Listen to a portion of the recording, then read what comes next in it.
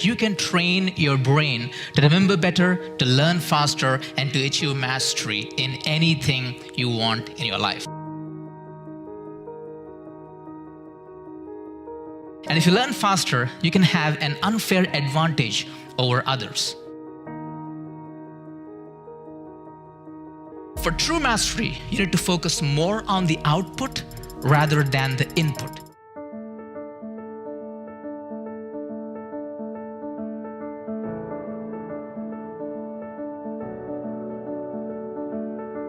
And here's my formula of how you can be a master at anything. The first thing is, of course, learn, which is what you already are doing. Now, the interesting thing is, when you are learning, you must ensure that the quality of input is really, really high. You must be paying 100% attention. But the problem is, when people are learning these days, what do? They do multitasking. Because of what? Because of the devices that you're actually holding right now, because of the phones that we have, people do multitasking. Just imagine, when you're reading a book, when you're watching a video, you have your phone nearby, and while you're reading, while you're learning, while you're understanding, and the phone message goes off, there's a notification goes off, what do? Of course, you attend to it. When you attend to it, what happened? What you just did? You killed your momentum. You messed up with the quality of input.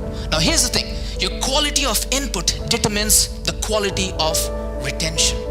How well and how long can you remember information? It also affects the quality of recall. That's the reason why my suggestion is, if you are learning something, at least for the time you're learning, you should be doing not multitasking, but the exact opposite of it, which is single tasking. Do one thing at one time, especially when it comes to learning. Stay away from distractions. Pay 100% attention. And then you'll be well on your way to mastery. That's the first thing. The second thing, of course, is reflect.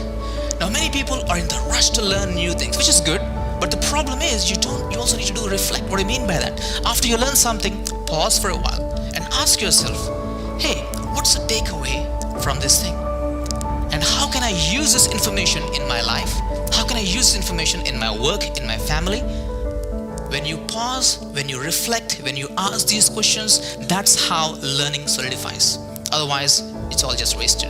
And after reflect, the next step is implement. And this is where the magic happens. And unfortunately, many people miss out on this thing. What they do is they go on learning new things, they get excited, and they feel good, they feel inspired, and they go on to learn something new. You just messed up. Now, the problem is, if you get into the habit of just learning without implementation, you know what you get? You get illusion of competence.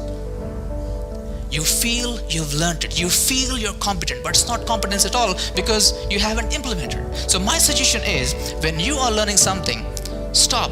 Write down what are the few things I can take action on. Schedule it in the calendar and take some action, because this is what one of my mentors told me. Nishant, a lousy action is better than no action.